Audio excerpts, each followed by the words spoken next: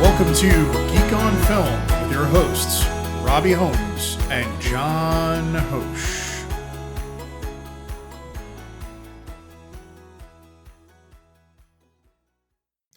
Hey there, folks. Welcome to episode 32 of Geek on Film. I'm Robbie. And I am John. Hey, everybody. How's it going? Things are good, man. I'm excited to spend a little time with Creed. All the Creeds this week for me.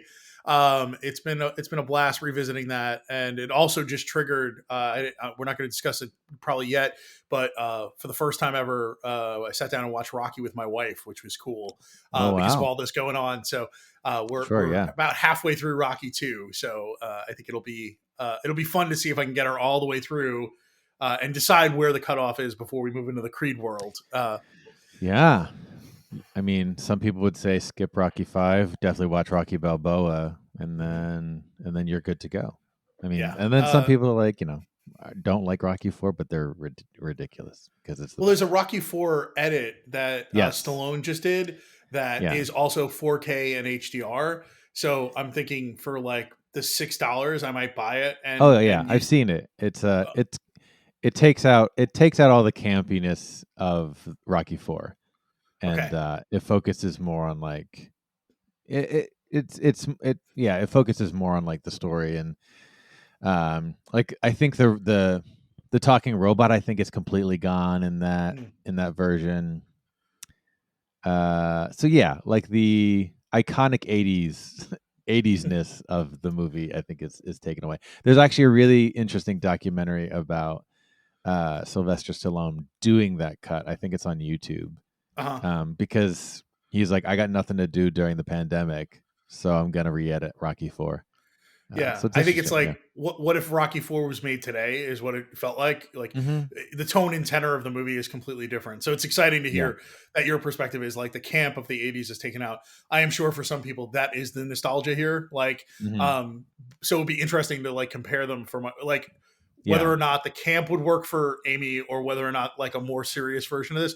I think the camp would probably work. So I may go with the original and then maybe show it first. And then, like I would definitely, I think you should definitely just like, that's, that was the film that was released in like, I mean, it's literally like 3 or 4 long montages put together with a little bit of story, but it's like, it's freaking awesome. There's like, I mean, I love that movie. A lot of stuff happens to that movie. We get introduced to Ivan Drago, spoiler alert. I don't know. Well, it's funny. Like Apollo dies. I'm having these conversations with Amy and she's just like, I was like, we have to take a step back. Like Stallone helped create the greatest sports franchise ever created, right? There's 9 movies in this sports franchise. And she's like, is Stallone in all the Creed movies? And I'm like, can you slow down? Like, can you take a breath? Like, let's get through the movies, And so it's so funny to have to like, I don't know how much of it is impactful knowing ahead of time, right? Like, that like the first movie is great because she came to the end of it and she's like, he lost? And I was like, it's the brilliance of that movie is like, And then because of that, she was so let down that I had to cut over to Rocky 2 immediately and show her the meeting in the hospital. And she's like, okay. And I was like, this makes it all better. Like it really is an amazing setup to the second movie because really Rocky's just table setting for Rocky 2. Rocky 2 might be the best movie in the Rockies across the board, but it's not the most rewatchable because it's not the most fun in my opinion. But like, it's funny to like see it through her eyes and having them meet and then having, having Rocky go to his room at night and say like, did you give me everything? Did you give me your best? And the moment where Apollo's alone and he like, yeah, man. Like, you see that moment where Apollo's like, I told you I didn't want to fight you again. Right. Like he's broken, it's funny revisiting. Oh God, we're already talking about this in Creed 2. I think one of my favorite moments is when Rocky says to Adonis, he's like, that guy broke things in me that never got fixed. And I feel like that is how Apollo probably feels about the end of Rocky. Like, in my opinion, right? Like, in the Creed movies, you get a punctured lung, you get broken ribs, right? Like, so it's interesting that like Rocky was doing sort of the same thing, to his father. Yeah. All right, let's jump to television. Then we'll get to other stuff. Let's talk about Not Dead Yet. You've seen another couple episodes. Yeah, so not we talked about Not Dead Yet in previous episodes. This is a new show that's on ABC, and it's also streaming on Hulu in the United States. It apparently is really making really good numbers for Hulu as one of the streaming shows that has been watched a ton. And really quick recap: it's about a show where the lead I'm trying to talk fast and then I lose everything. Uh, um, what is her name?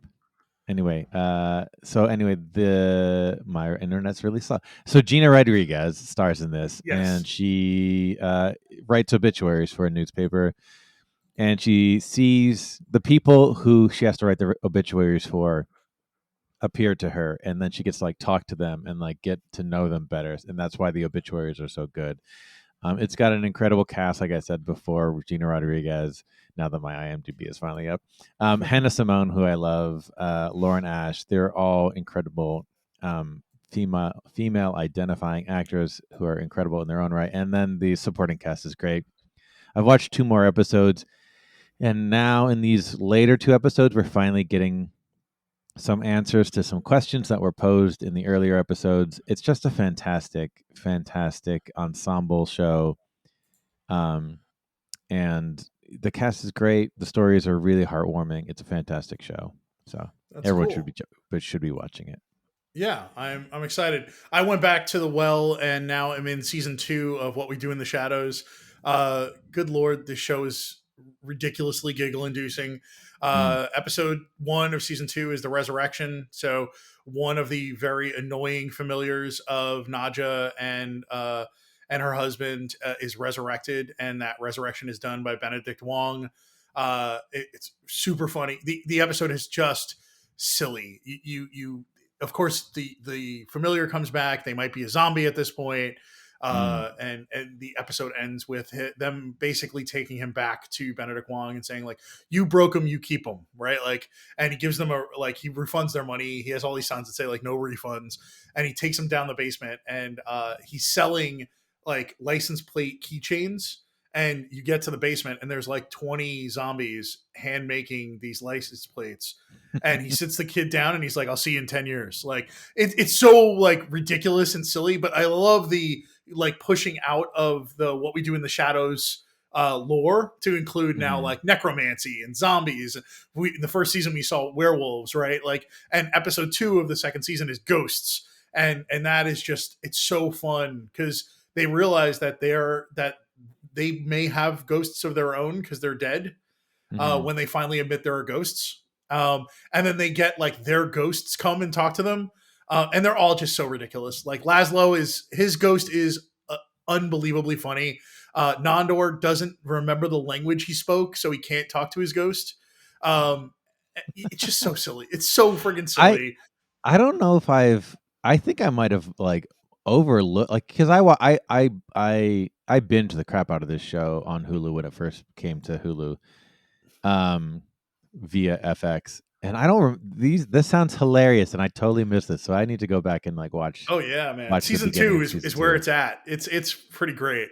Yeah. And they're just, the other thing is the relationships are so funny. The energy vampire like absolutely taking down everybody all the time, but like in a super subtle way. Like they go to a party, and like he just you see him just like opening his mouth, and like his eyes start to glow because he's boring people, but like no one else notices. And it's always this perfect moment of like him just stepping just far enough out of line of sight and being like, and like sucking energy away from them, and like he looks so happy in those moments. And it's just, he just loves killing people's souls, and it's a blast.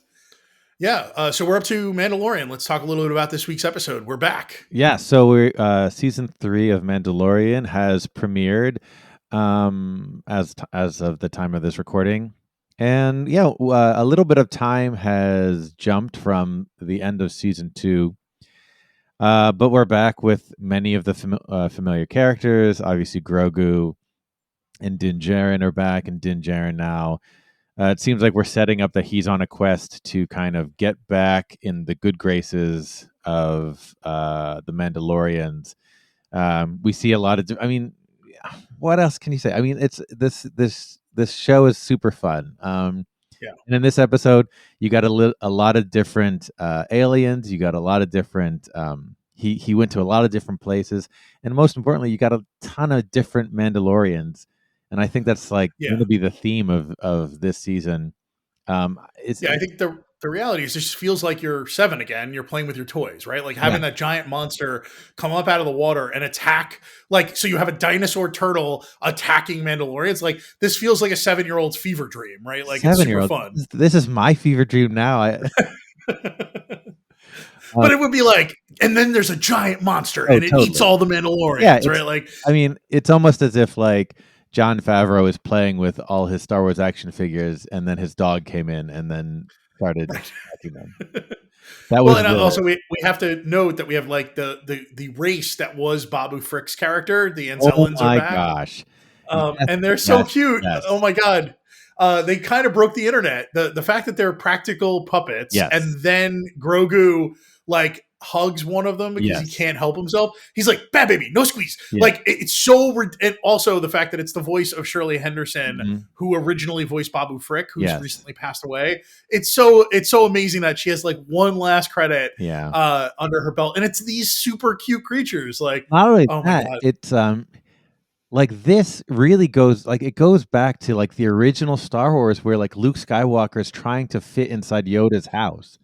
yes, No, it was that same vibe because Din Djarin is like in this workshop trying to talk to Babu Frick's the the Anzellans, yeah. yeah, and he's like he's like lying like sitting down scrunched trying to have this conversation with these adorable amazing puppets. Yeah, and what a great first episode. I think people like some people I talked to are like it was really boring and like it was really boring and nothing happened and this and that. Like, dude, what show were you watching versus what show I was? Yeah. 'Cause I had a lot of fun. So yeah. The only problem with the episode is it had to do a lot of like resetting the tables because people may not have seen Book of Boba Fett. Hmm. So you had to sort of have the conversation again that the armorer, like he's now an apostate, right? He's been kicked Hmm. out of the Mandalorians because he's taken his helmet off. You had to reset that he's with Grogu, right? Right. Like Sure. I think what was interesting was when I don't know if you felt this, but when I saw the child step into the water, I thought it might be a flashback of Din Yes. becoming a Me Mandalorian. too. And I love that playing with the idea that like since we last saw the Mandalorians, their ranks have grown. Hmm. So it almost felt like it was previously like we are seeing back in history where the Mandalorians were a larger group, Right. and this specific sect, right? They are the religious sect that does not take off their helmets. Yeah. Yeah. So and we also get a chance to go visit with Bo-Katan, right? And Bo-Katan is amazing. Katie Sackhoff's wig is so much better this season. Thank you, wig people. But also, like, I love her just lounging in a throne, like sitting with no Sulking. respect for who she is, for where she is for him, right? And sulking, right? Like, Yeah. she has that great line. She's just like, "Do you still have the black? Do you still have the black saber?" And he's like, "Yeah." And she's like, well, why don't you just wave that thing around? They'll follow you anywhere. Yeah. Like it's so funny. Like her, I also think Katie Sackhoff is such like genius casting for Bo-Katan, but to get a chance to see her like live in the Star Wars universe and get more to do, Sure. I'm so excited. Yeah. I mean, I think this entire season is going to be the two of them. There's one poster where the dark saber is actually splitting the two helmets mm, of Bo-Katan and Din Djarin. right. Yeah, it's gonna be cool. I'm looking forward to. I mean, this is gonna be destination television for me every Wednesday now. So Yep. So if we want to continue our lone wolf and cubness, and another show and that our Pedro yeah, Pascal is exactly. ripping up, we can jump over to Last of Us.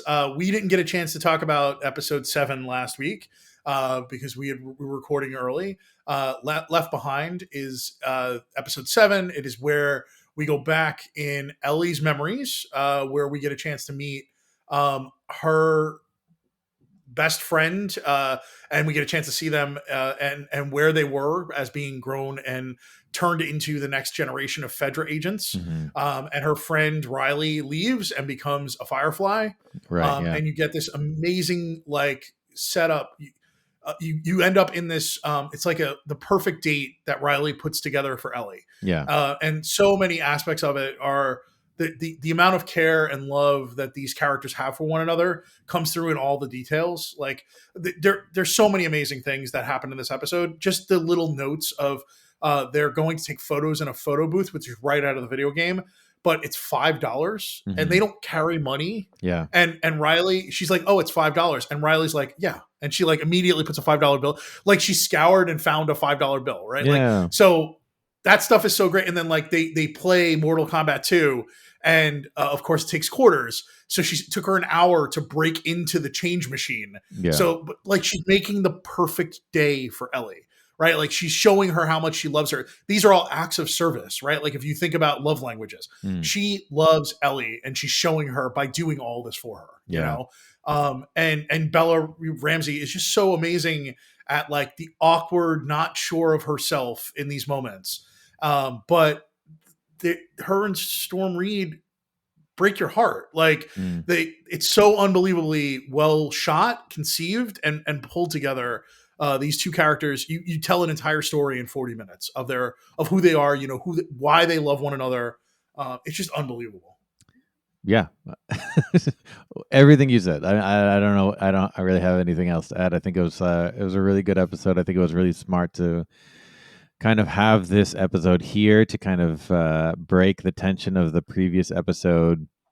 And then we get to go immediately following that episode. We go back into reality, and it was kind of great that we get to kind of see a previous Ellie, Yeah. who is a little less jaded, but and like more joyful in a sense, and then she gets put through hell in the next episode, in episode 8. Yeah.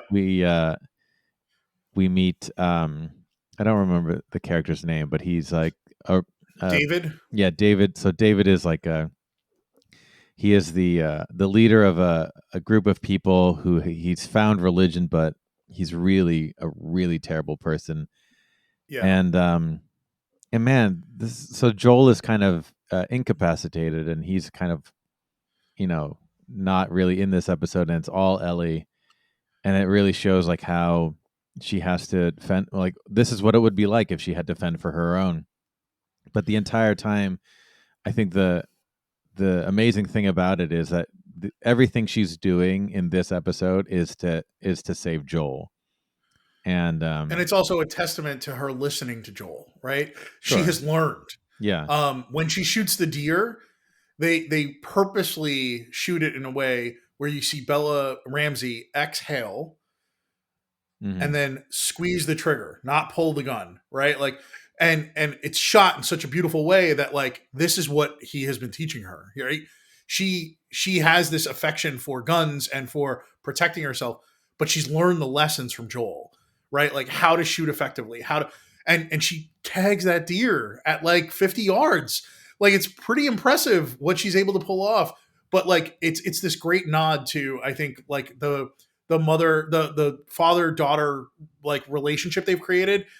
And like even in previous episodes when he fell asleep and she stayed awake, she told him like, I checked my 6, I went to the highest point. Like she's showing him, and well, in that moment she's telling him, I listened to all the things you taught me. Mhm. And in this moment where we see her on her own, we see that those lessons are now part of her, right? Like she takes that she exhales, she squeezes the trigger, she takes down that deer, right? Like that is not something that anyone who hasn't like grown up being a hunter could do easily, I feel like. And she pulls something off that's really impressive because she knows they're starving, they need this, like, so this is all to protect and save Joel, but I just think it's such beautiful like cinematography and shot selection. The way they pull that off is unbelievable.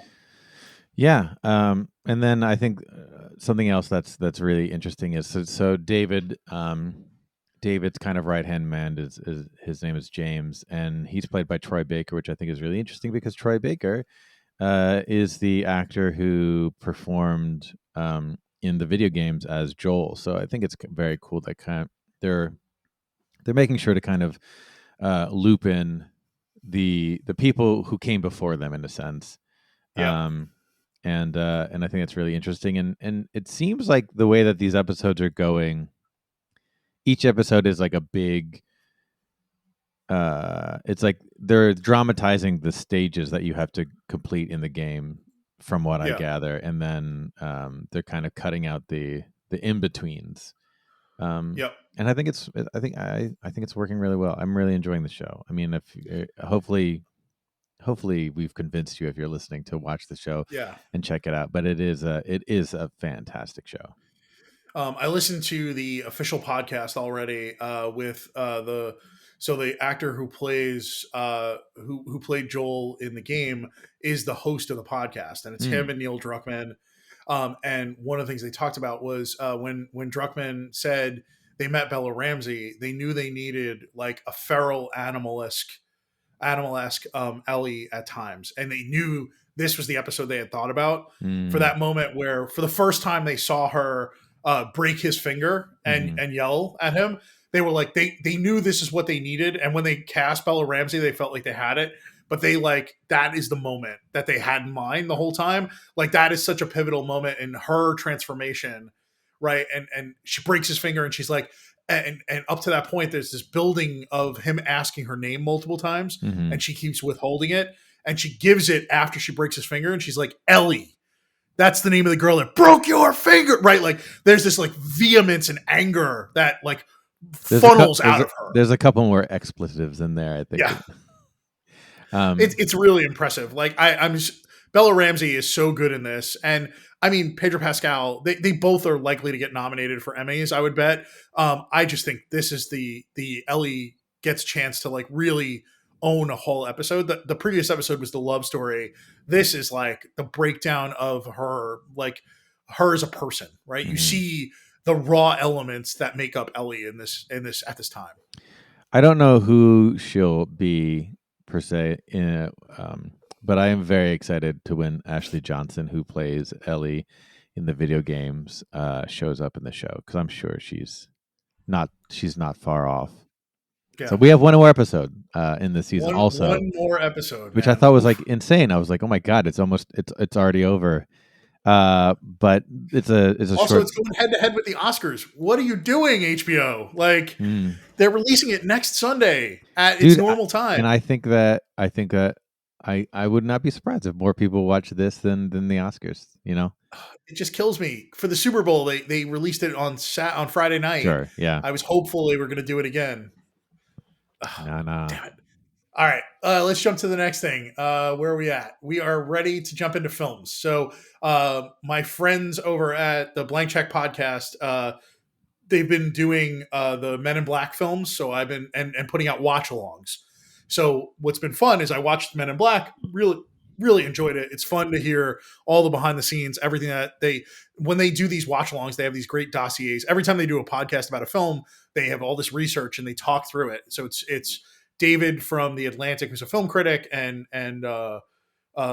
Griffin Newman, who's an actor, who they are really close friends. And they've been doing this for a long time. And when they got to Men in Black 2, it's so funny because Men in Black, they're both so positive on Men in Black, and I was too. Such an impressive film. And it's really the star-making performance of Will Smith's career, in my opinion. Men in Black 2, you cut to a future where you sort of undo the finale or the important weighted ending of the first movie by bringing back Tommy Lee Jones. You find him, he's grumpy, he's angry. Every moment you spend with Will Smith in this movie as the straight man, as the one who's more sort of senior, he doesn't come across as like calm, cool, and collected. He comes across as like a cocky asshole.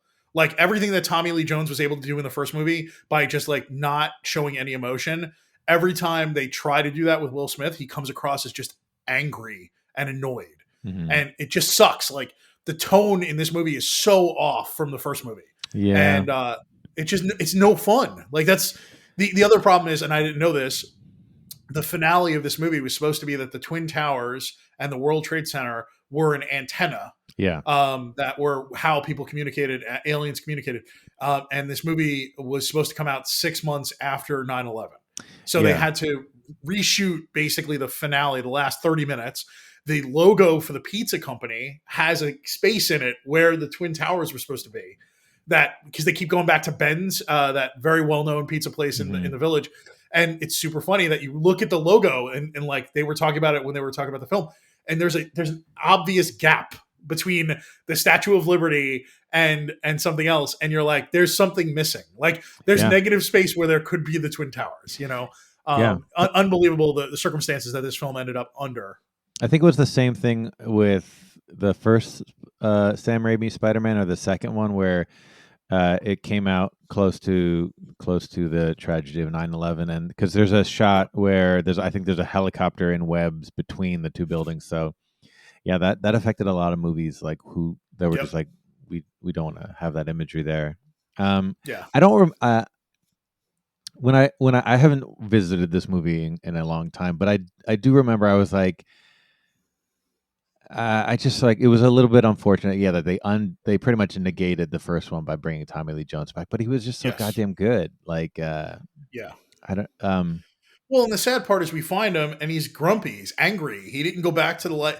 Like that's the other sad part here is like it's not only that we undo the very sentimental and moving ending mhm, of having him be neuralized, but you meet him and he's miserable. He's not gotten back to the life he was like where he earned after all these years as a Man in Black, right? Like yeah, it's so sad. It's such a sad story to tell, and I don't think it helped this movie at all. Like I think Will Smith's tone is terrible in this movie. I think the script is pretty bad. Having to rewrite it on the fly, basically to rewrite the last 27 minutes of the film or whatever.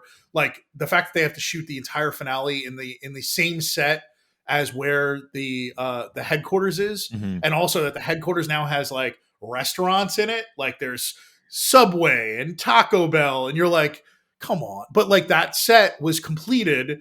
And when they had to pivot, apparently they were like, well, we have this set, right? Like we were mhm, supposed to be down there, but so they pivoted the final story to be basically taking over headquarters. mm. Yeah, Are you it's not a great movie. are you gonna watch the third one? Because that one was like written while they were filming it. Yeah, I'm on board. Blank check. I'm a blank checky. I will listen to all these, and I will absolutely sit for the 2 hours and give up my time to revisit this film because I've not seen it since I probably saw it the first time.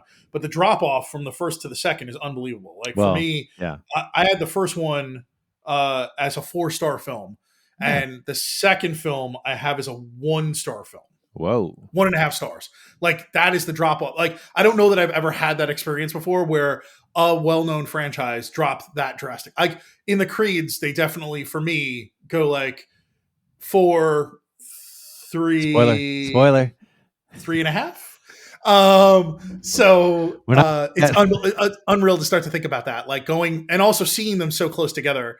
Like knowing they were almost 10 years apart when they were made, but seeing them like 4 days apart for me and Mhm. the drop off of quality, the cleverness of the first movie is there's nothing clever in the second movie, like none of it. It's just so badly done. The effects aren't great. The budget, like everything feels Yeah. less Well, than. yeah. Wait till you get to that third one. I've Uh, never seen Men in Black International, so that's that we're going there too. with Tessa Thompson Yeah. and Thor. Yes. Wow. I don't even, oh wait, maybe am I getting that one mixed up with the third one? I don't remember. I think All right. Josh Brolin's in the third one, I think. And he's I quite think good. Josh Brolin is in the third one. He's He quite is. good. Yeah, I hear he's good. So Yeah. I'm excited to get out of the 1.5-star mess that was Men in Black 2. You might have to wait a Boy, little. that movie is terrible. Well, you might have to wait a little. Oh no. All right. So another podcast that's been influencing my watching is Film Spotting. So they're doing Film Spotting. They do a March Madness every year, and this year it's the best of the 60s. Mm. So they shined a spotlight on a setup that was coming in one of the brackets, and it was The Man Who Shot Liberty Valance and HUD. And I had seen neither of these films. Mm. And my goodness, I watched The Man Who Shot Liberty Valance in Amazon Prime. Mm-hmm. The restoration of that film that's on there is gorgeous. It is like, it looks like it was shot like 10 years ago. Like it is so crystal clear. It is so beautiful. And also you've got Lee Marvin, John Wayne, and what's his name? Jimmy Stewart Wow. together in a film, right? Like Dreams. Lee Marvin is a scary, scary mofo in this movie. He is Liberty Valance. And then you've got John Wayne, just John Wayning it up. Like he's such a jerk, and he looks down on our main character played by Jimmy Stewart, who's a lawyer. And he gets, when they come in on a stagecoach, they get robbed by Liberty Valance, and Liberty Valance beats him really badly. And at one point, he's like, he makes a sign that says like attorney at law, and he's like, you better have a gun if you're going to put that up. You got to defend everything here with a gun. And they go back and forth multiple times. And Jimmy Stewart, the film is all about him as a lawyer returning, as a senator returning to this town, and then telling the story of they're coming back for a funeral. And so then the newspaper people are asking him lots of questions. So we fall into this like retelling of the story of him and this town and how he got here. It is unbelievable. It is John Ford just killing it, telling the story, the visuals of it, the pacing of it is unbelievable. But every time John Wayne walks into the room, you're like, that there's a presence there. You feel him enter the room, which it's like a huge nod to the director of photography and John Ford. Like, this is not John Wayne at his high point. He still has this like weight and gravitas when he walks in the room. And that's pretty impressive, you know? And Jimmy Stewart, as tall and lanky as he is, like shrinks down in this film. Like you feel him pulling himself in all the time. And then you get to Lee Marvin and he's just like, couldn't be bigger. Like, he's carrying a thing where he's beating, like, he's got like a whip handle that he beats people with. And that is like super scary. It's this like leather bound piece of wood that like he slams on the table. Lee Marvin is scary. Like he's not that big compared to like John Wayne is this big statuesque, but Lee Marvin is so unbelievably intimidating in this film. And watching him and John Wayne stare one another down and go toe to toe a few times is pretty cool. I really love this movie. I'm so excited to get a chance to revisit some films I've never seen and to fill in some blind spots. That's why I love these kind of podcasts. This is a blast. It's on Paramount Plus and Amazon Prime. I would suggest watching it on Amazon Prime. That release is unreal. It looks so good. Hopefully I'm very surprised that I have very few John Fords in my diaries. So I'm excited to go back and hit a lot more of these 60s films anyway. I feel like that and Altman, I have all these like blind spots because I didn't go to film school that I'm really excited to like tick off and spend some time listening to the podcasts around these films too. So it's not just watch the film, but hear, very smart critics discussing it. So it's exciting for me. As you can tell, I'm really enthusiastic about this. It's really fun. The other movie I watched that they compared was HUD. So HUD is a film where Paul Newman plays a complete creep and anti-hero. And seeing Paul Newman be this beautiful, like cowboy, like modern cowboy, and what a jerk and a bastard he is, and how he treats people. And he's just such a terrible person. And watching this, the farm that he's given his entire life to because his father owns it. And they end up having a situation where a cow dies and they think it might be hoof and mouth disease, which could affect all their cattle. So just seeing the moments where he's like, we should just sell the cattle up north now. And he's like, and possibly create a plague and spread this around. He's like, well, it's probably not going to happen anyway. So let's just take our chances.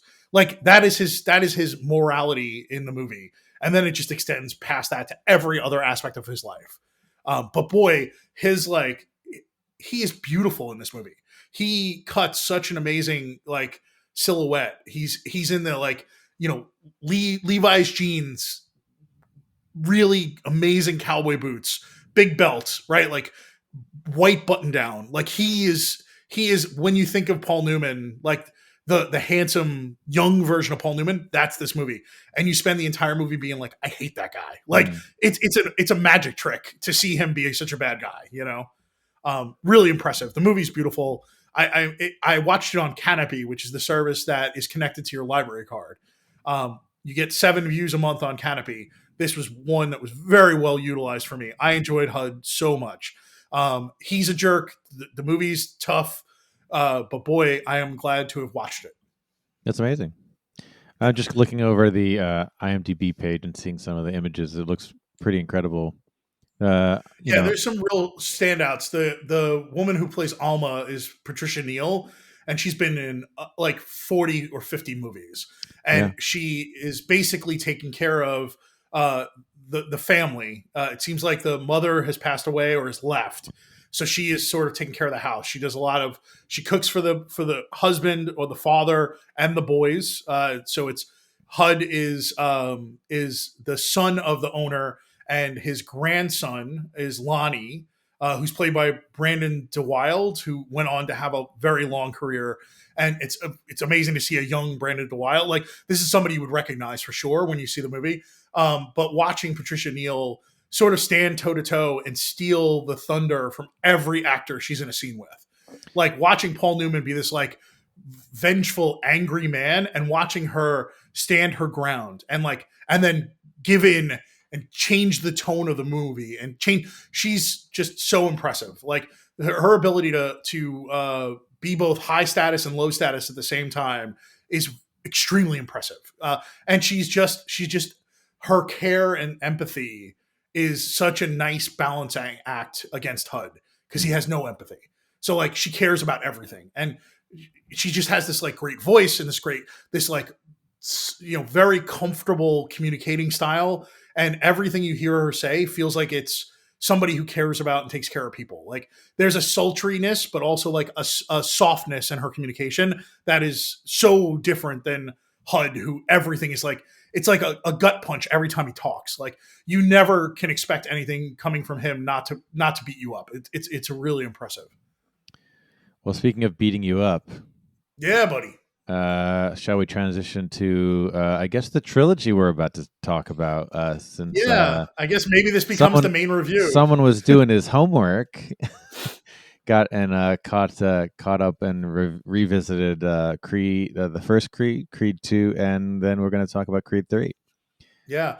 So I was lucky enough. I had bought a 4K steelbook of the first 2 films and hadn't visited it. I knew that Creed 3 was coming, so I held on to it to rewatch them before I went and saw the film. Mm-hmm. So I found time throughout the last week to revisit those 2 films and be ready to walk in the door with everything that was those 2 films in my head. Mm. So I wanted to give the third film as much of a shot as possible to not have. And now revisiting the Rocky films is also super fun because I'm getting a little more like I'm able, like I was talking about at the beginning, where I talked a little bit about like Apollo getting sort of his ribs broken and all those things, and visiting that in Creed, where you see like his lung is punctured, right? His kidneys punctured, his ribs are broken, right? Mm-hmm. Like all that kind of stuff. It's there's a lot of great parallels without it being a giant like beacon of like, remember they did this to his dad. Like Right. the way they talk about it is different, right? It's like dislocated ribs, not broken ribs, and he's got a punctured kidney. We never hear what happened to Apollo, but he's laying in bed and can't really move, and it's all rib related. It's all Right. gut related. So, yeah, I was really excited to revisit these films. I am so impressed with Ryan Coogler's like steady hand in that first movie. It is a modern classic. My original review of it was like a 3-star film. After rewatching it, I've moved it up to like 4.5 stars. It uses nostalgia without being cloyingly sweet. It is one of the most amazing transitions of one level of storytelling, one generation of storytelling to the next.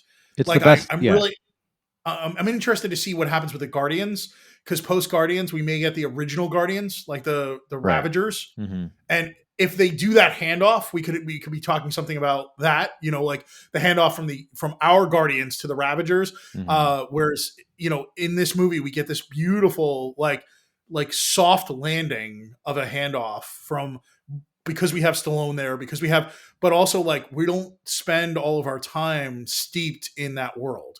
We spend time steeped in a different lens of that world. When he's Yeah. in Philly, right? you don't spend time at Mickey's except for a couple of moments. But then you cut to that like North Philly gym where everything changes. You Mm-hmm. know, I think that's the beauty of this film is Ryan Coogler has he holds back enough so that way you don't ever tip over into this is syrupy sweet. You get a lot of like homages, but not retreading the whole same story. Yeah, well, it's not a clone. It's not a clone of Rocky in a sense. Like it, they really are trying to tell their own story, and I think, um, the torch passing is really well done in this. Yeah. From being a Rocky to a Creed movie. Yep. This movie when it came out, I saw it multiple times in the theaters. This is one of those movies where I talk to like any like dude bro, they fully admit to either getting teary eyed or crying multiple times, Yeah.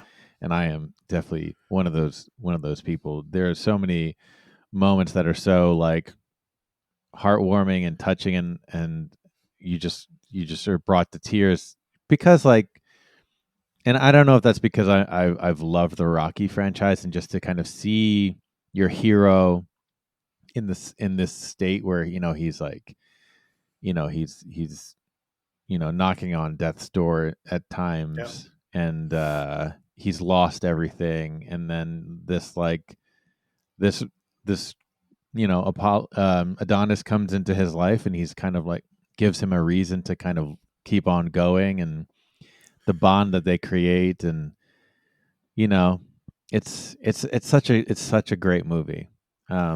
It was, I think and the then moment that broke me this time was if I fight, you fight.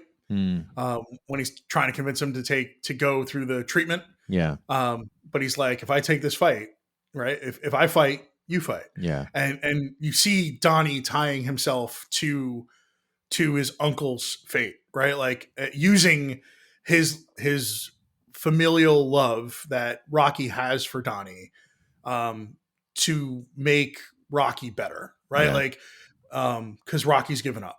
yeah. Yeah. Um, yeah, such a great film. And then we get Rocky 2. Rocky 2. Oh my gosh. Then we get Creed 2. Yep.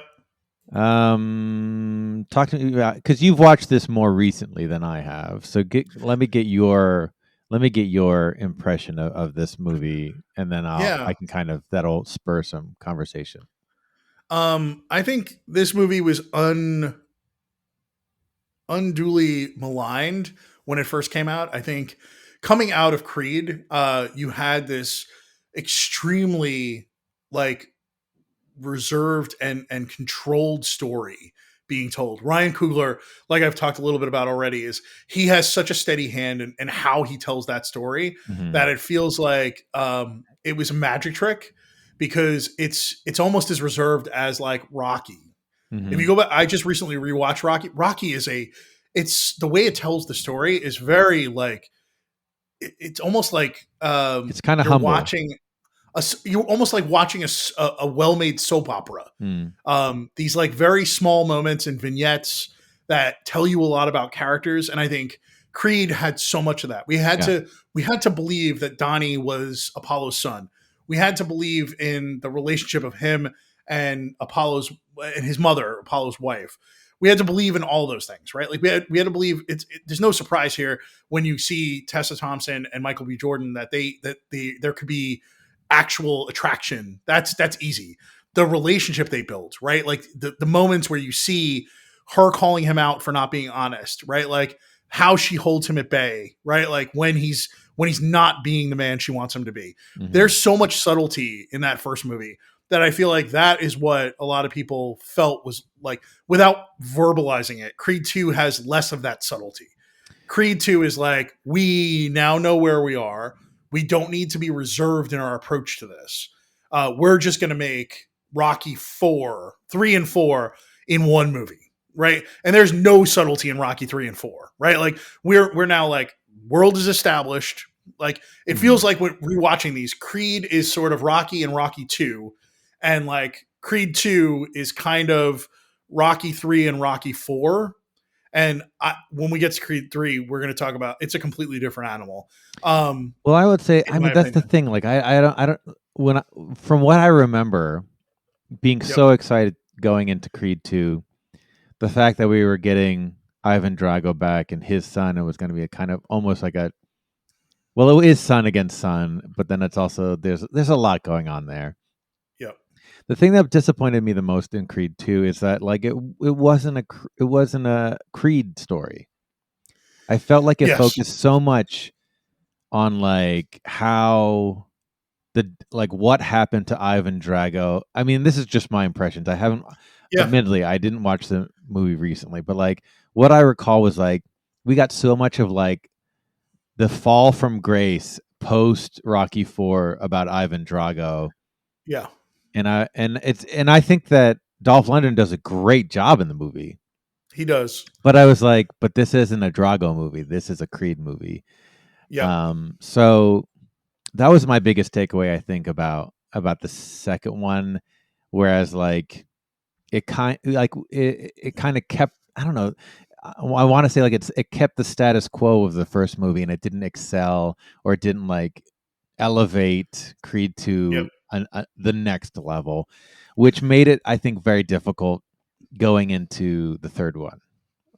So I think what I had heard was that there was a Drago movie Yeah. that Well, they were going to, yeah. right, that they were going to do a Drago movie like they did Creed. And Sure. I feel like if they had had the guts to do Drago as the title of the film, and they only meet Creed as a secondary character, they would have been setting up a much better universe, in my opinion. Because this movie Sure. falling Oh, under yeah. the Creed titles actually hurts the Creed trilogy, in my opinion. Because you're right, it is really the story of the Dragos. It is Mhm. not at all Donnie's story or Stallone's story or or Rocky's story. Yeah.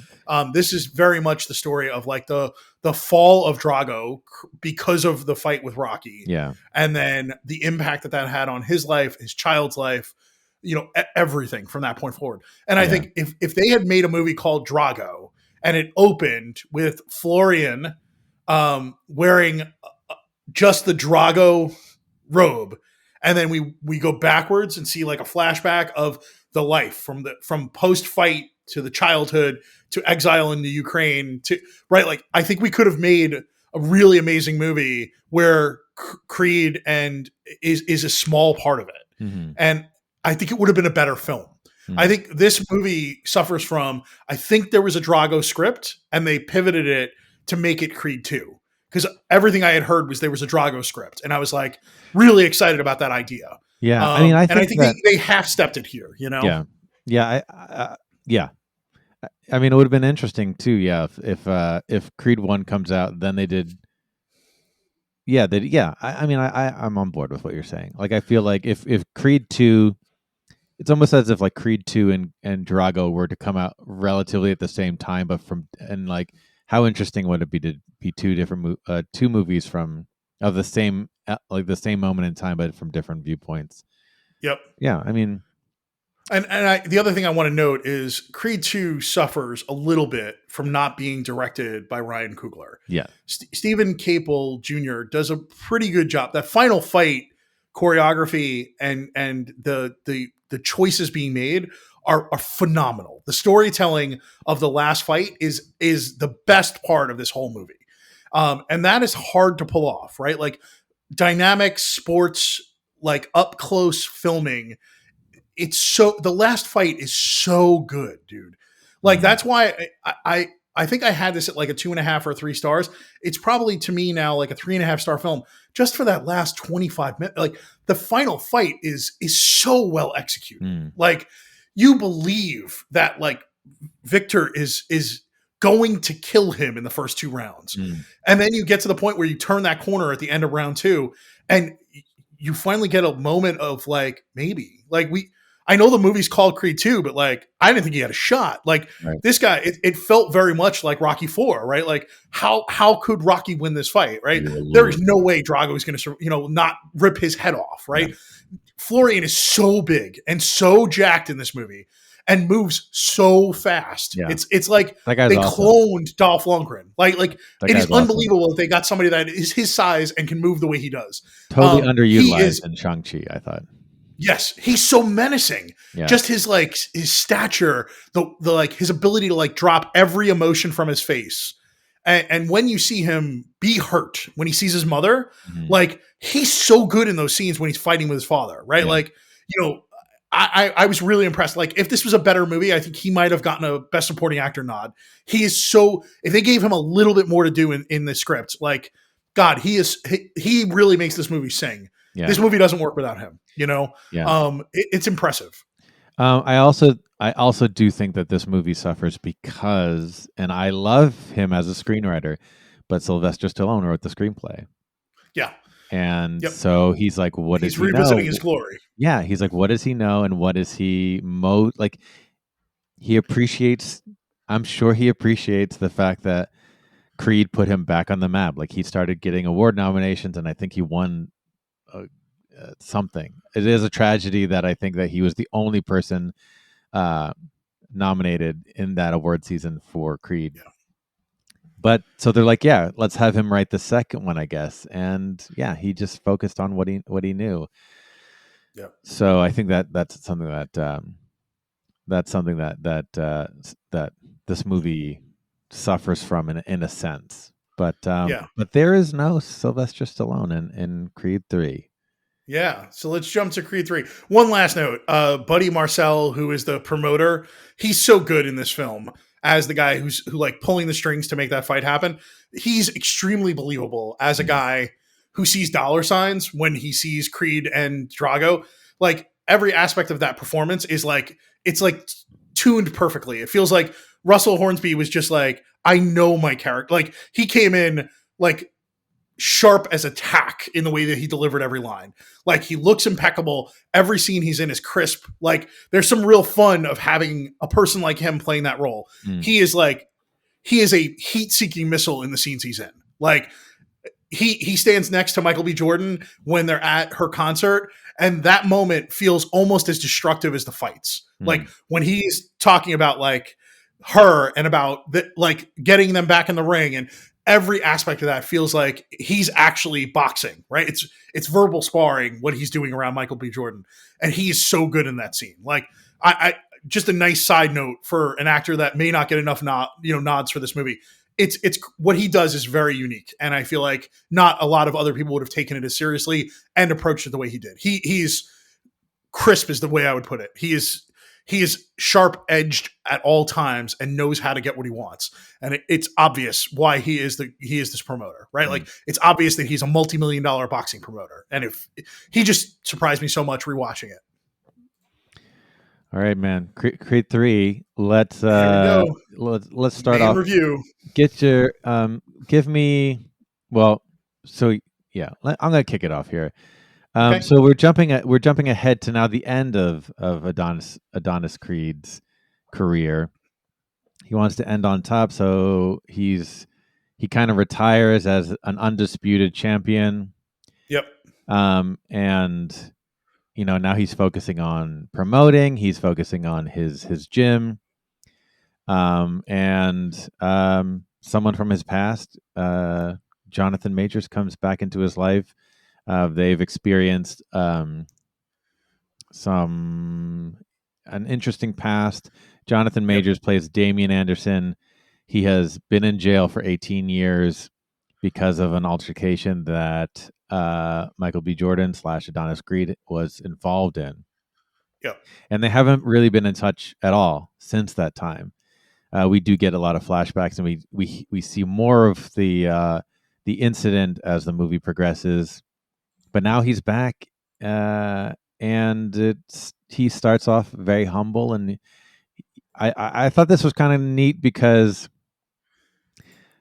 Damian Anderson, in essence, is a Rocky character. He's like he never got to fulfill his potential. He's Yep. over the hill as far as like boxing.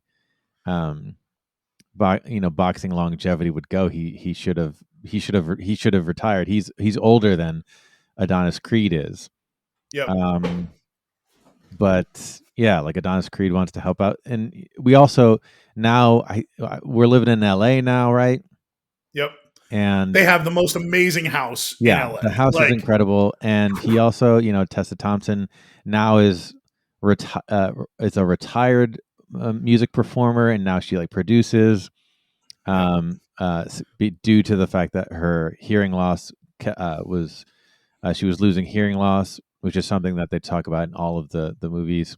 But now they have a daughter who is deaf, played by Mila Davis Kent, and she's I'll say phenomenal it in right this. now, like she is a standout star of this movie for me. I Yep, loved every moment that Mila Davis Kent was on screen. She plays Amara Creed.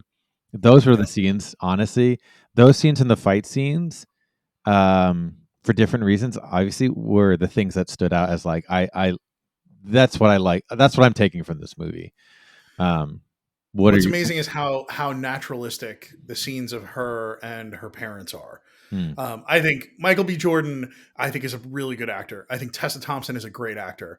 Watching them interact with Amara and then how comfortable and how familial and how together they feel as a unit is why I think those scenes land. mhm. But Amara sort of is this beacon of um, like childhood enthusiasm and all the emotions, like when she sees her father with a black eye and arguing with her mother, you can feel her like hesitance without her saying a word. It's all in her performance. It's all in how she like holds on to her mother, how she signs "I love you" to her father with like but concern, right? Like Mhm. it's a very nuanced performance that you would normally not expect from a child actor. She brings an unbelievable amount to the table in that role. She's Yeah, fantastic.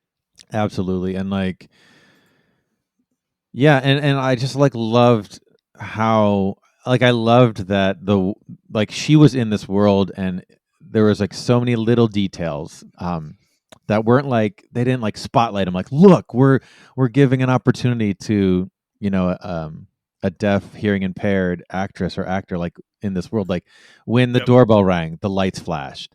Like I don't know, things like that. Like it It's just just their life, it was like right? a Like very yeah, it was a very lived in um it was a very lived in world, and I really loved it. So she was the standout for me. Um I really I really enjoyed this movie. I didn't yep, love this movie. My I initial agree. impression when it was over was, wait, it's over? I think Yeah. this movie comes in at like an hour and 50 minutes or something like that. Yeah. It's the shortest of the 3 movies, and I'm a bit confused because I feel like there was so much more to be told. This is like a lean movie, and I wanted it to be a little fat. Well, and you only get like one. So you get one real boxing fight and then one hyper stylized boxing fight Mhm. and a long training montage in the middle. I didn't even think that And montage was very long. well, it's interesting because like the montage is split between the two of them, and it should have almost been twice as long in order to get as much impact as the other training montages in these films have. Mhm. You know, in Creed we have multiple training montages, including the final run with the motorcycles. Right in Creed 2, you have that moment where he's like boxing underwater. Right, like Mhm. there's no image in this film I think that is going to stand out as the training montage. I think maybe pulling the airplane, right? Maybe that's it, but Well, punching the tree, I think, is what they're trying to make. maybe punching the tree. Yeah, they're It just trying to doesn't make have the Creed punching the impact tree. Yeah. because those first two movies, those scenes are so important and also like so iconic looking. Mhm. Him having him stand with the motorcycle circling him, like Mhm. acknowledging Rocky, and then him solo underwater, like boxing speed, Yeah. speed bagging is so impressive. Um, Yeah, I think this movie suffers a lot from. I think Michael B. Jordan is a really good actor. I think he's a really good canvas for other people to act off of. I think Tessa Thompson is really good in the scenes with him. I think anytime you see Wood Harris getting a chance, he like sings as Little Duke. I right? love Those him. scenes with him, he's so great. Yeah. He's such a great actor, but getting him like those moments where he's mad at Donnie, right? Like you feel. So I guess what I'm saying is I feel like Michael B. Jordan is a really good mirror to other actors. I think he's good, but I think he's really a good scene partner for all these other actors. When you get Jonathan Majors next to him, that guy, he's a fucking force of nature, dude. Like he is, yeah. It's so interesting to see the two of them together. And also, like, what I'm saying about Michael B. Jordan, you get a chance to see like the stoic nature and the like reserved nature of Michael B. Jordan against like the unbridled like simmering rage of Jonathan Majors' character, right? Like, and the great scene where they're both standing on opposite sides of a wall. Like, I think that is the image I will walk away from this film with forever. When they're talking right before the fight with Felix. Yeah. Stoic is the exact word I was going to use for Michael B. Jordan. And I don't know. To me, sometimes I've only seen the movie once, so maybe I need to see it a couple more times. But I felt like he's so stoic. Yes, and he doesn't seem like he's having any fun in his life. Yeah, and Jonathan Majors is so frenetic that I almost thought that it was a little off-putting him to me. I think I was uncomfortable in the Felix fight. Uncomfortable. I was expecting him to kill Felix. Like, there's a moment where I was like, when he uses his elbow and cracks his orbital socket, like I was just like, I cringed. Like, there's a violence in this film that isn't in other films, and it's Jonathan Majors, but like they then double down on that in how he fights on top of like this raw emotion that he has, you know? Yeah. Let's talk about the fights. They're very different than any Rocky movie ever. This is definitely like, and kudos to Michael B. Jordan as his directorial debut. The fights were the number one thing that were super different than any other Rocky or Creed movie. Yep. He seemed like he definitely wanted to do something very different. And he also, Michael B. Jordan is a huge anime fan. And this 100%, you see it. If you know what you're looking for, you're like, this is complete anime. Like like they keep talking about Akira, like someone doing Akira, like, Give Akira to Michael B. Jordan. I think he would actually do it. It would be justice. Rarefied air. He would be very protective of it. Yes, I think the fight with Pretty Ricky Conlon at the beginning, where you get that moment of like checkmate, right? Where you get a chance to see that like he's watching and he can see like a weak spot happen in the fight by the way he's fighting. Is something that he's taken from Damien. Like Damien was that guy. Right. He could see ahead of so what's amazing is you're getting a chance to see a little bit more from Donnie's perspective in the fight. Yeah. So what you're getting is what's inside his head a little. So that fight with Pretty Ricky Conlon is like a final payday for Ricky. But it's also the final fight for Donnie. So to walk out unifying the belts, because remember, Ricky has them when he goes to prison. Yeah. So he gets a chance to unify the belts in that final fight and then retire. Yeah. I think it's also fun to see Tony back. Like Tony Bellew is he's so different to be in a movie like this. Like having a British like street tough be Donnie's nemesis in that first film for a little while. Yeah. It was so much fun because they're so different worlds. It's not like of course, like Donnie grew up in the streets in LA and then moved into this like rich life.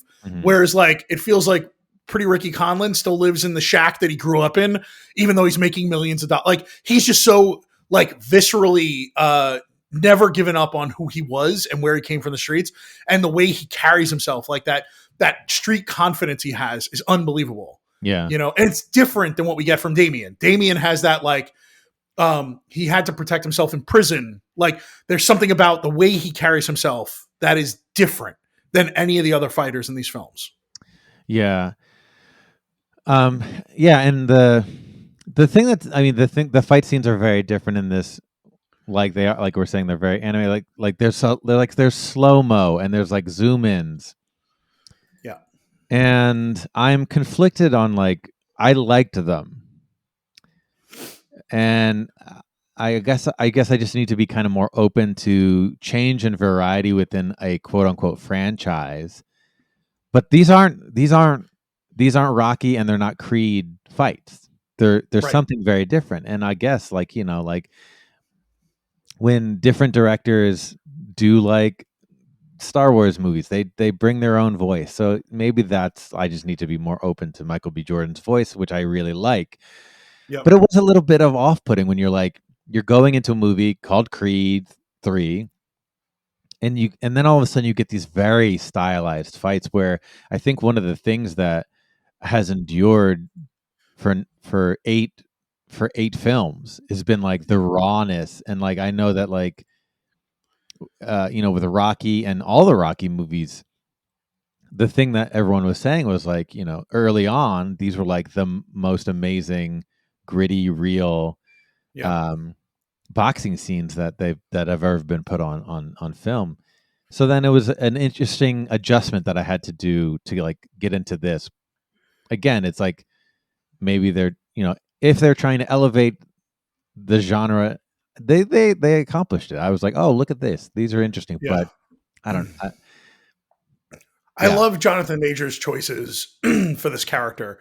I like the fact that the way he blocks is not up and down; it's side by side. Mhm. It feels very unpolished, but effective. Right? Mhm. When you're blocking with your forearms, you have to pull your elbows together. Whereas this, he doesn't have to have as much flexibility. Mhm. He's bigger physically, right? Mhm. Like so, pulling his elbows together is probably not as comfortable. So Mhm. I think there's a lot of really smart choices made because Jonathan Majors' physique in this is so astounding. But it's also like the way he fights is very animalistic. When Sure. he Yeah. comes, like he is targeting a body part, right? Like that fight with Felix, where he realizes like his jab is what he comes in with all the time, and he like targets that shoulder. Like seeing a professional like quality boxer punch someone so hard in the shoulder that their arm goes numb is really uncomfortable. Like because you're like that's not how you're not supposed to fight like that, right? Like you're No, supposed to that's have yeah. decorum. You're supposed to like it's funny to see like him just targeting and being like I don't care. Like I'm gonna stop you from doing like and it's this like visceral nature at how he approaches attacking. Like Absolutely. Yeah. Like he carves people up. I Like like all of I'm that getting rid stuff. of this. I'm getting Yeah. rid of this. I'm getting rid of this. Like that It's stuff's all powerful. great. It's mostly just like the zoom in slow mo.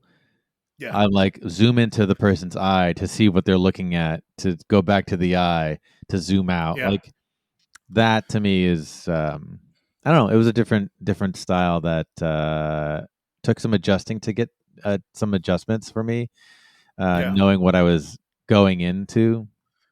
Yep. So I don't know. But the choreography and the fighting in the movie itself, besides the style, is top Yeah. notch. It is. I think it's the best of the trilogy. And and obviously they keep getting better as far as from Rocky 1 to here. Yeah. The those have gotten a lot better.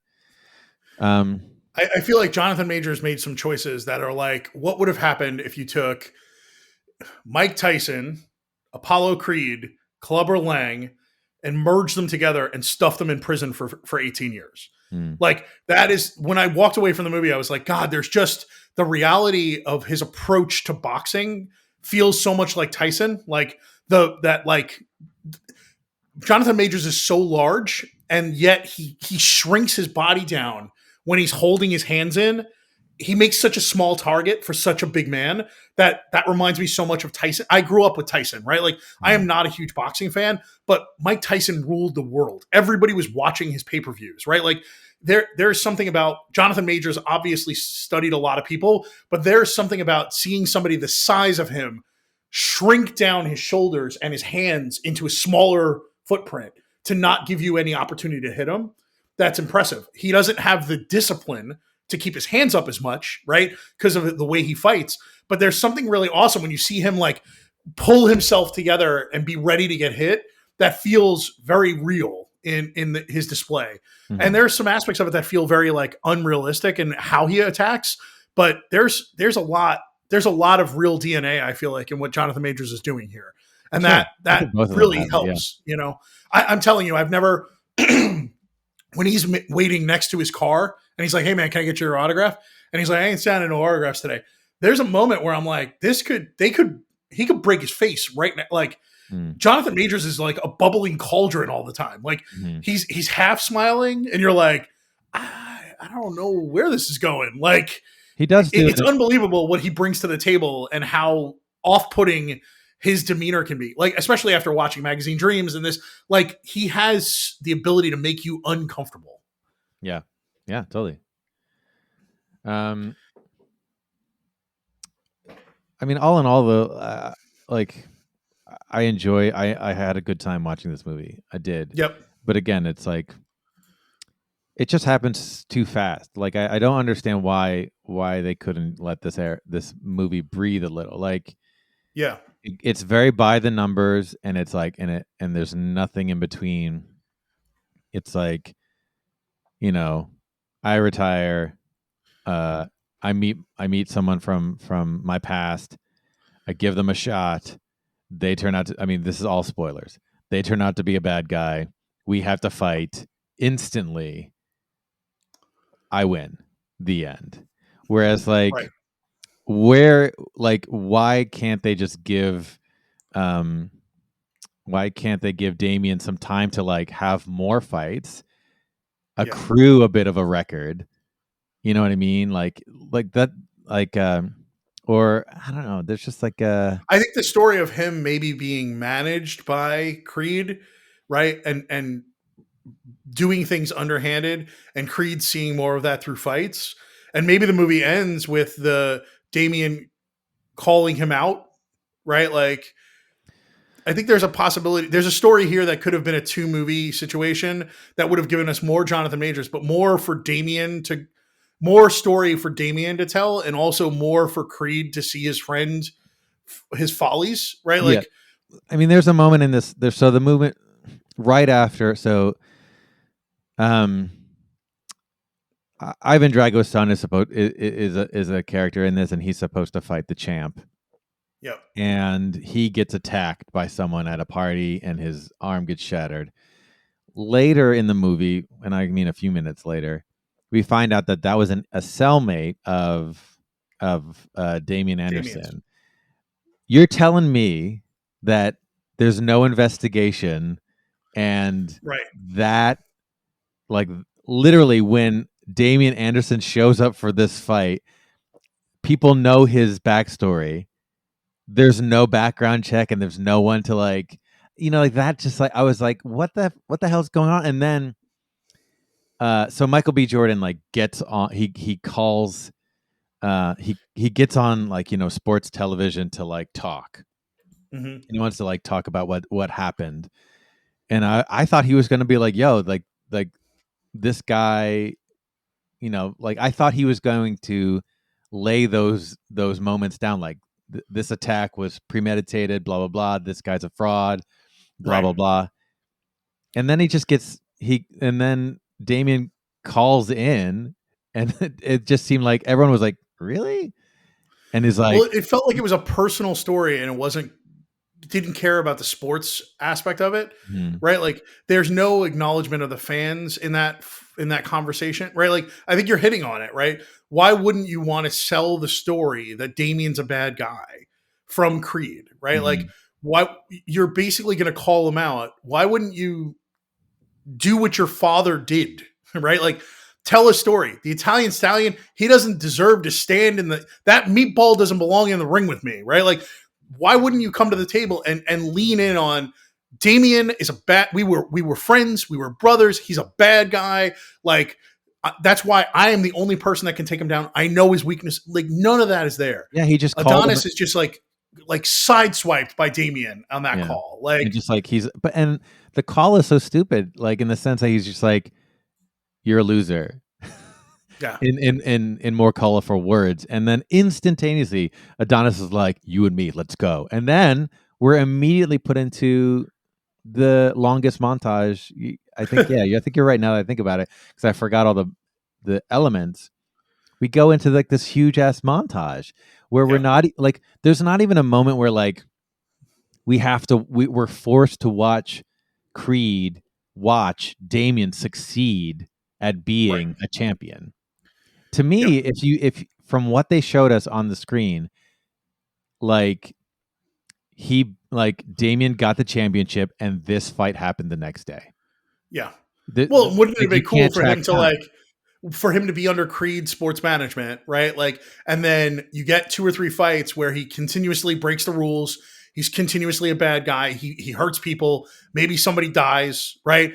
And then you get like pretty Ricky Conlan's manager takes him away, right? Mm, Like, or you get, right. like there's stories here Yeah. that like could be told with a little bit more breathing room. This feels so like tightly constrained.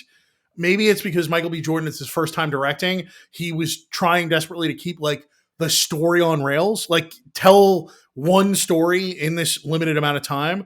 But I feel like I wish they had given it a little bit more breathing room and Yes. turned it into Creed 3 and Creed 4, right? But Like, like also like Victor Drago comes to spar with Adonis Creed and he's like not pissed at all, or he's yeah, like he's just like, I got attacked and I never got a shot again at the championship. I just there's a yeah. lot of like there's like There's no, it was your boy, right? Like it's yeah, your boys. You're the reason I'm injured. Like, yeah, yeah. There's a, like a everything's very like touchy feely and easy in this movie, and yes. no, yeah, There's there's a, not a there, lot of hard edges except for Damien, which is why he feels so different in this movie than anything else. yeah, and like and it just seems very like I don't know. There's a and it just all seems a little weird and in the sense that like they wrote themselves into a really weird corner where like uh, like Creed couldn't be happy for Damien because he beat his champion, Yep. like in public and stuff, and I get that that's dramatic and but then all of a sudden he's like at the beach with like a group of people. And where did Adonis get these other two? All of a sudden, these cornermen are like his like lackeys now, and Yeah. I don't know. There's a lot of just kind of like this is happening too fast, and people. I mean, like there were audible applause at that last fight in my theater. They all applauded at the end. Hmm. To me, I was just kind of like, I feel a little cheated out of like some story here. Yeah. So And I think there's other things, right? Like one of the things that Rocky says to Adonis is one ring, one step, one punch, right? Even if you're not going to have him in this movie, when Damien is destroying Michael B. Jordan, right? mhm. When you have him, wouldn't it have been great if Little Duke leaned in and said, "Just remember, Yeah. one round, one punch, one step," right? Like Well, yeah, just and something, like what was it? Like I can't remember it off the top of my head, but yeah, we did get like a I'm about to lose. Someone says something to me, and I like my eyes open and I fight back moment. yeah, But I don't remember what it was, and I also thought that it came too fast. yeah, But I can't put my finger on what it was. And I mean, I think we should talk really quickly about. So this is the first movie that majorly stylizes um, the boxing in the sense that like it goes from like an external viewing to like more of an internal viewing where yep, these two people have a lot of history. They're not just fighting. They're not just fighting physically each other. They're yep, emotionally fighting each other. So like the crowd goes away, and then all of yep, a sudden we're like fighting in a jail cell. We're fighting in like just like nebulous smokiness, and this is kind of representing like rounds 2 to round 11 of the yeah. fight. Jonathan Majors must have felt very at home because, like, all of a sudden he was back in the quantum realm. Uh, there's a long portion that was definitely shot on nothing but green screens. Yes. And I think that took away from like the visceralness of Yeah, why we go to see boxing movies and why we go to see Rocky and Creed movies. Yeah. Um, I Also, didn't. like that stadium is not in LA. Like that is like I, Atlanta. right. Like it's so interesting to like just feel like sort of the fakeness of the fans, like the CGI-ness of a lot of the Mm, fans in that arena. hmm. Like it, It's it stadium. didn't Yeah. help it in the stadium, you know.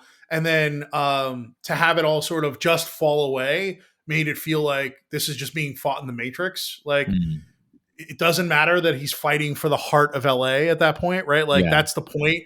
Is Donnie is supposed to be this LA kid, right? Who through it all, he's the symbol of LA now, Hmm. and Damien's trying to take that from him. You know, coming from Yeah. Crenshaw, like a tough region in LA. It's so yeah. It's there's a lot of great ideas that I think another run or two through the sifter in the script could have helped. Like you Hmm. got a good concept. What are we doing here? What is the outcome that we're hoping for? Why are Yeah. we doing this? What is the emotional heft we're trying to accomplish? Yeah. Yeah. Um, was there another thought I I had think it's about? innovative. Like I think Yeah. that the fighting sequences are very innovative. I didn't hate them, but No, yeah. I think what I'm interested to seeing is like, does this get Michael B. Jordan sort of more directing work? I think Do so. people see what he's able to do here?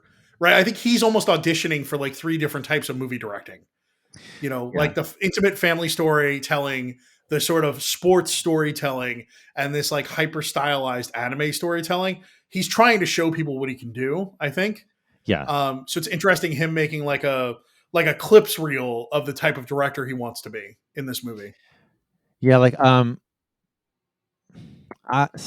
something that, something that, like, it's definitely a choice. This whole thing that I like about, like, them, it just being the two of them and fighting in this nebulous space. Like, that's definitely a choice of a way to do it. But like this story, i- in a way, like this story was told in Warrior. Have you ever seen Warrior? No, I've never seen Warrior. I hear good Yeah. things. So Warrior is, it stars Tom Hardy and Joel Edgerton. They're brothers. It's about MMA, and it gets to the point where they rise to a certain level and they have to fight each other, Yep. and they work out all their issues in the ring. But Okay. the way that it's done, we're there in the moment, and it's all done through the fighting. Uh, I preferred that versus what we got in this, because I thought, uh, there's there's there's there's there's a very cool thing where, like, you have to get out your differences in the way that, uh like in sports, like in front of people, you know what I mean? Like, Yep. if you can be internal and external at the same time, there's something very poetic and amazing about that. Whereas, like, when they, like, erased the crowd, Yep. they erased me too, I think. Like, Wow. I wasn't a part of that fight anymore because the crowd was erased, and Yep. I didn't like that, I think. So, You're a poet and you didn't even know it. That's pretty amazing. yeah, man. I can have some big thoughts once in a while. Yeah. No, I think that's really an interesting take. I didn't think about it. There's something that is off-putting and you're less connected. That's how I felt. Was I was less Yeah. connected to this fight.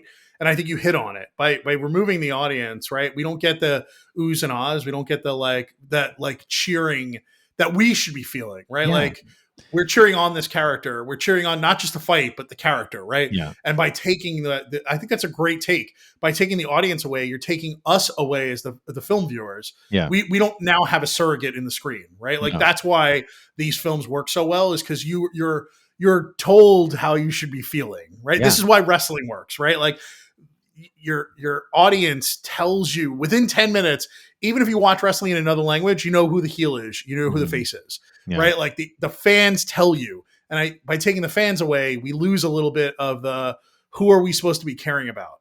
Like, do we want to take a moment and say, like, Damien lived a hard life and went through like should we want him to win so he can prove once and for all, right? Like Yeah. there's some interesting moments where you have to start to question his the way he fights is very diabolical at times, but like in those moments, if we just drop that scene in by itself, how would you feel, right? Like Mm. who are you supposed to be cheering for? Yeah, and also just like like in all the Rocky movies and the previous Creed movies, it's like I never put myself. I was never Rocky, or I was never Drago, I was never Clubber Lang, or I was never Apollo Right. Creed.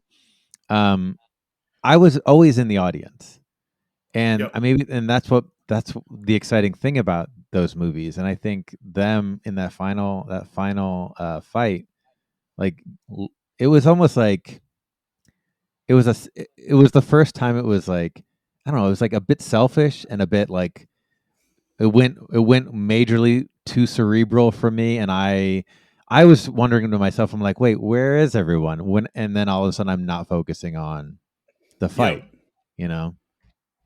I don't know. I didn't I didn't hate the movie, obviously. I actually really enjoyed the movie, but it did I enjoy it more than the previous Creeds? Maybe more than Creed 2, but definitely not more than Creed 1. Yeah. And I don't know, I don't think that Michael B. Jordan is interested in anymore after this, I think. Correct? Wow. I haven't heard. I'm interested to see what the outcome. I want to hear some interviews. Hmm. I'm really hopeful that people will take some time to interview him because I think he's such a dynamic actor and sort of future director and producer. I'm really interested to see what he decides to take. He's lived a very smart career up to this point, and I Yeah. think this is just yet another amazing notch on his resume of Yeah. like I directed a film that I also was the lead in, and I did it against Jonathan Major, right? Like Tessa Mhm. Thompson's still amazing, right? Like we have all this. The guardrails were there for that movie, but it wasn't like he was stepping in and it was by row. His fingerprints are all over this movie, right? Like Yeah. I he didn't just adopt somebody else's DP and say like we're going to shoot it the same way the last three films have been shot, right? Like Yeah. I think I wouldn't be surprised if you see him slowly leave the spotlight and focus primarily on directing and producing. yeah. It's interesting. One last thing for me is I'm leaving the theater. I remember as a kid watching these movies on VHS at home because I was born in '74, so I was too young to watch most of these movies in the theater. Mhm. But I remember watching Rocky films at like sleepovers, and then me and my friends like faux boxing right like during the movies, after the movies. I'm Mhm. walking out of the theater, and there are four kids like probably about 12 to 14 years old, and it's like it's like four young boys that are like Asian, Latino together, and they're all friends, and they're like walking down the hallway, boxing one another as they're leaving the theater. Yeah. And I was like, God, what an amazing experience to like be a kid who saw the early movies and then to see the impact that this movie is having on the current generation of kids, right? Like for Yeah. me, it was this really amazing full circle moment. And I said something, there was a retired veteran in the bathroom, and these boys came in and they were still boxing and playing around a little bit. And I was like, I just saw them playing, and I remember myself being that age and watching these movies, the Rocky movies, and like doing that with my friends. And he's like, it's pretty amazing, isn't it, that we can have that? And I'm like, yeah. To me, it just felt like I got to sense what the next generation is feeling about this movie. Yeah. So it even made it a little more positive for me. Is like I had this beautiful like full circle moment for my life. Yeah. It was very sweet to see these boys like playfully boxing and dancing around one another, and like they were obviously jazzed by the movie, and I think that's Yeah. pretty cool. Totally. I think that one of the greatest things that the Creed trilogy has given us is it's broadened the appeal of that you can have a strong black lead in a Yep. movie. And then it like in this movie, yeah, like they're antagonists to each other, but like like the both fighters, when it comes down to it, they're African American. Like the diversity, Yeah. which is very important in this day and age, is there, and there is representation. Um, there is representation in film, so we just need more of that. So Yeah. Very And cool. honestly, we didn't talk a lot about it. Tessa Thompson is given a little bit more to do in this film than she was given in Creed Yes. 2. And I Yeah. was glad to see that. Like seeing her elevate to becoming a producer, still being questioning and how hard it is not to be the person making the music, right? Mhm. Like what I wanted more was like Jonathan Majors was like, I'm going to take your life. I wanted like, hey, baby girl, like I wanted him leaning in with Tessa Thompson and being like, I'm going to take your wife. I'm going to take your kid, right? Like there was the way he was talking, all of Yeah. that was possible, right? There Like, were a lot of, and yeah, boy, like he I just wanted to see like him be the monster that they were setting him up to be. yeah. Like they kept him locked down, and I really just wanted Jonathan Majors like he's unleashed in the ring, but out of the ring, I wanted more. Right, like him punching. I know we're ending this. Him punching him on the beach when he punches Donnie on the beach. Mhm. That punch is so friggin' fast. Like it's captured so perfectly. But think about that. Like here's a man who just punched a world heavyweight champion bare knuckled, and Donnie doesn't even move his hands. Like Mhm. he's so fast and so animalistic in that attack that like Donnie can't even approach the fact that he might hit him. Like there's a story to be told about Donnie's control and Damien's wild attempts at violence. And Yeah. I feel like they gave us a little of it. And that one scene was so like when you see him get hit, I was like, wow, it was like I got punched. Like and then Damien just standing over him like, what are you gonna do? Like you Yeah. can't do anything. I'm the champ, right? Like Yeah. it's powerful. It's definitely something that I definitely want to revisit. Uh, it definitely deserves more than just one viewing, I think, and especially I didn't see it in IMAX, and I believe they filmed it in IMAX cameras, didn't They they? did. So I Yeah. definitely would want to check it out in some sort of IMAX as close to Yeah, real I saw IMAX it in as you can IMAX, get. and So. it's impressive. Like the scale of it is impressive, but Mhm. the detail in those scenes is really like seeing a drop of sweat like run down. There's the detail is really high, and Mhm. it really does add to that like that type of storytelling he's trying to do. That like the anime influence, that like going from the eye to this to like when you get that level of detail and you can zoom in on someone's eye on like an IMAX ratio, Mhm. it's pretty powerful to feel the energy of the camera moving, right? Like it really makes it impactful. Yeah. Yeah.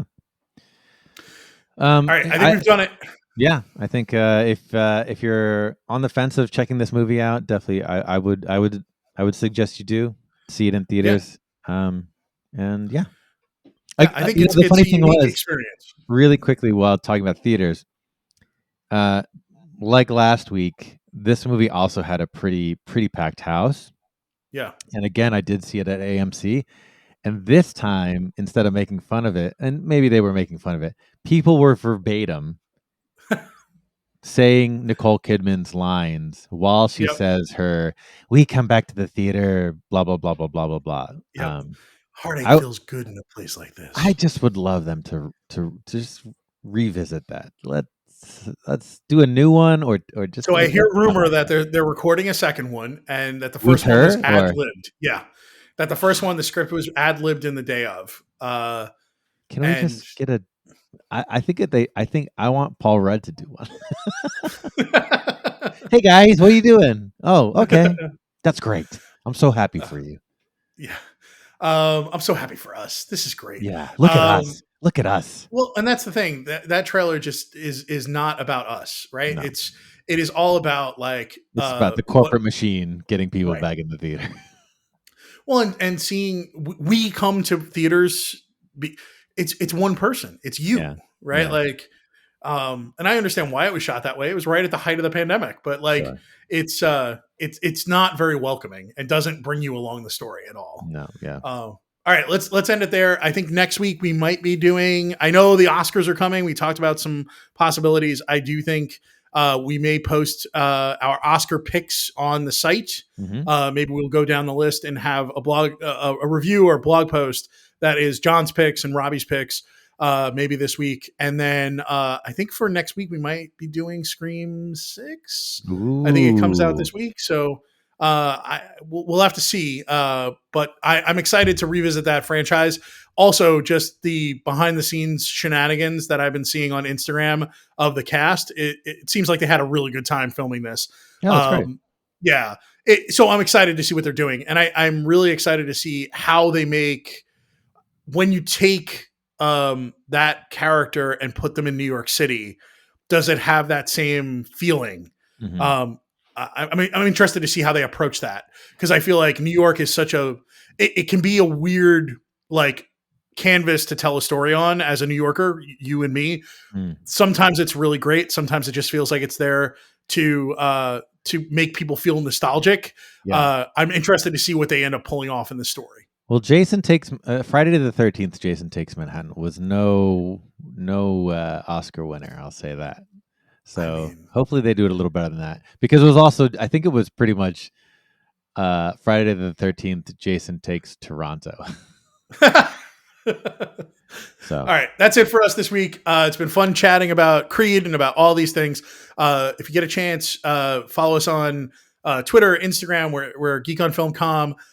We will be posting some stuff about the Oscars for sure. And then please rate and review us wherever you find us. If you're listening to us at a place, click rate and review. Give us 5 stars. Tell us what you really think. But 5 stars makes us really pay attention. So pretty pleased with sugar on top. Yes. Yeah, and admittedly, with the Oscars coming up, a lot of the nominees we've done reviews on. So if you go back and you check in our backlog of reviews and podcasts, you can listen to what we thought about them, especially the animated films. Good luck, our friends over at Marcel Lachelle. Guillermo is he's a monster, and Pinocchio is an amazing film. But boy, my heart is with Marcel Lachelle. Yep. All right, guys. Talk to you soon. This has been great. Thank you, John. Thank you. See you next week. Bye-bye. This has been a Geek on Film podcast. Thanks for joining us. See you next time.